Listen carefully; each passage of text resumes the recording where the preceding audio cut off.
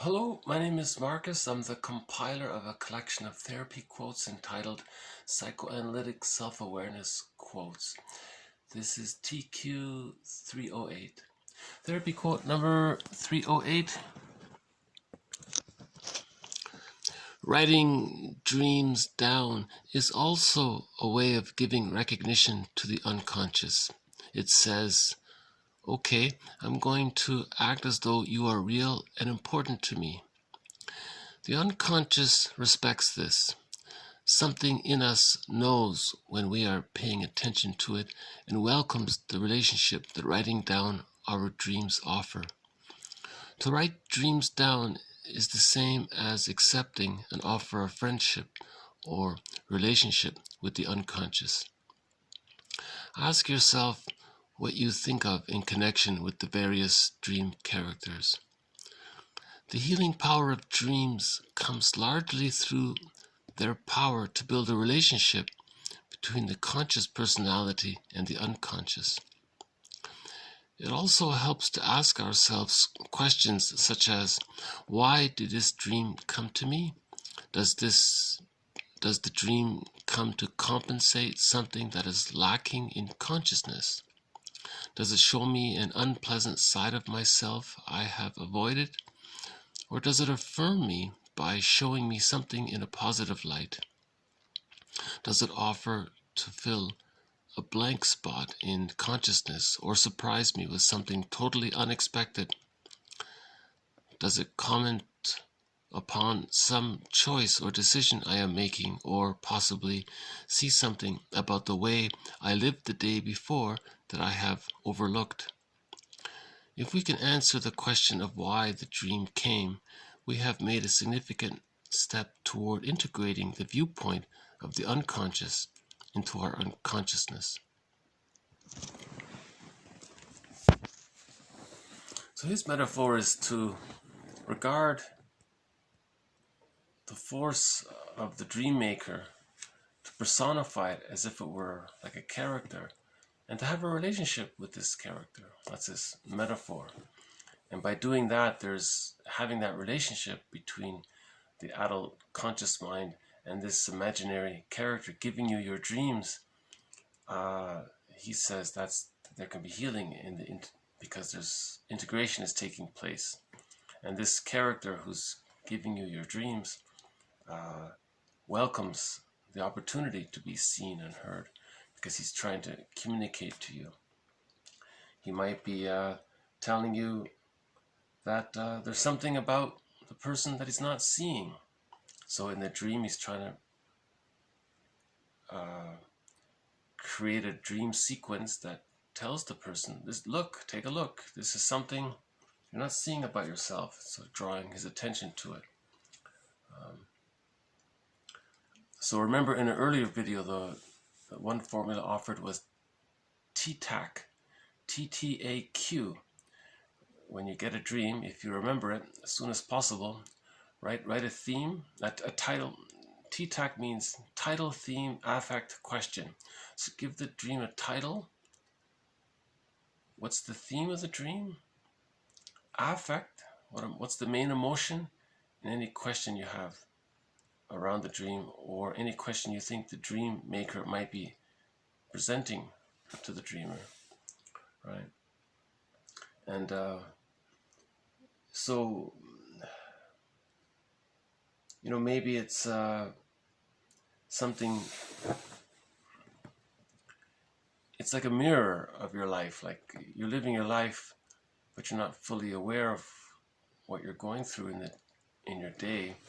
So a dream, it fills in the gaps, like it wants to highlight your day, maybe to help you feel what you didn't feel, or to compensate in some way. Does it show an unpleasant side of myself that I have avoided? So if there's something that you're afraid, so you might wake up at that point. If there's a strong emotion, at that moment you will wake up. At that moment a person wakes up. What's the emotion at that moment? And what happened just at that moment before that emotion? you know. So it's trying to show you things about your life, you know. Does it affirm me by showing me something in a positive light? So if you took care of yourself during the day, you might have a pleasant dream. So it's affirming you, you know. So yeah, it's this whole idea of it's one way to get to know ourselves.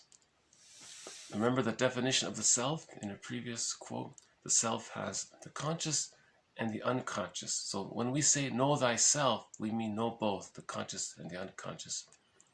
Right. Once more. Writing dreams down is also a way of giving recognition to the unconscious. It says, quote, okay, I'm going to act as though you are real and important to me. The unconscious respects this. Something in us knows when we are paying attention to it and welcomes the relationship that writing down our dreams offer. To write dreams down is the same as accepting an offer of friendship or relationship with the unconscious. Ask yourself what you think of in connection with the various dream characters. The healing power of dreams comes largely through their power to build a relationship between the conscious personality and the unconscious. I think that's maybe the key sentence here.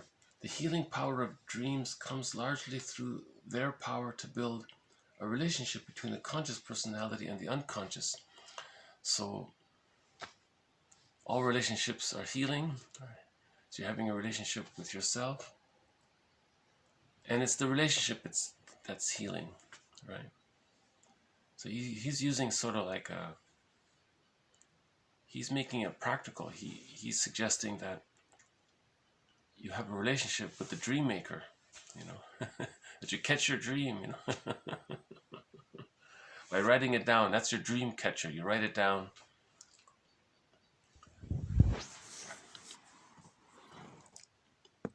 It also helps to ask ourselves questions such as, why did this dream come to me? Does the dream come to compensate something that is lacking in consciousness? Does it show me an unpleasant side of myself I have avoided? Or does it affirm me by showing me something in a positive light? Does it offer to fill a blank spot in consciousness or surprise me with something totally unexpected? Yeah, that surprise element is interesting because there could be like a delayed onset of something. Maybe something occurred in your childhood and you completely forgot it, and then 50 years later it comes up in a dream.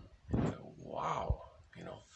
So either there's an emotion you needed that's coming to affirm you, that support you, if it's a positive dream, or if it's a dream you're ready to digest.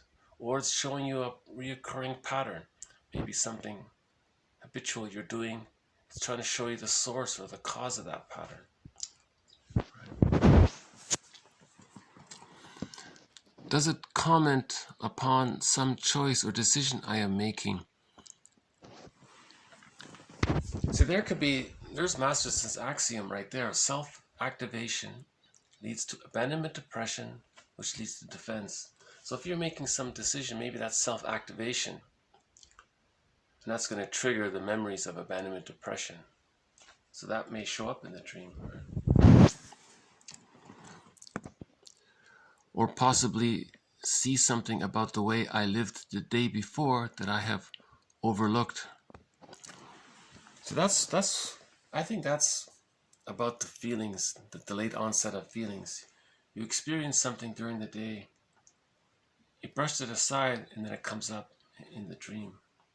Right? If we can answer the question of why the dream came, we have made a significant step toward integrating the viewpoint of the unconscious into our consciousness. So I think that's an interesting sentence. He's giving a lot of respect to the unconscious. He's saying by considering why the dream came, you are integrating the viewpoint of the unconscious. So the unconscious has a viewpoint. See, there's that personification of the unconscious to respect this dream maker. and you're integrating your friend's viewpoint. He's your feeling self, really. I mean, this dream maker is the accumulation of all the parts of you that have been put in the bag, as Robert Bly says in his metaphor. We put aspects of ourselves into this bag and we drag it along. And that could be the dream maker, the bag, or the stranger, or the one that walks, or Bly's poem from Machado, the one that walks with us, who's not like us, but who is us. That's the shadow side, right? So this is all about integrating the shadow, integrating the different parts of ourselves. Unhappiness is a malady of the personal synthesis. So this dream work idea is to help synthesize, right? Once we heal the splits and reach Ubuntu, we've achieved the psychological birth, right? Even if somebody had a secure attachment style and already has a psychological birth, dreams can still be helpful to them. But they're especially helpful for those who acquired an insecure attachment style.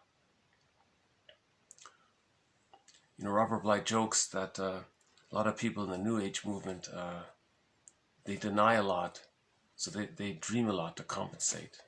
He says, they must do a lot of dreaming, those New Agers, he says.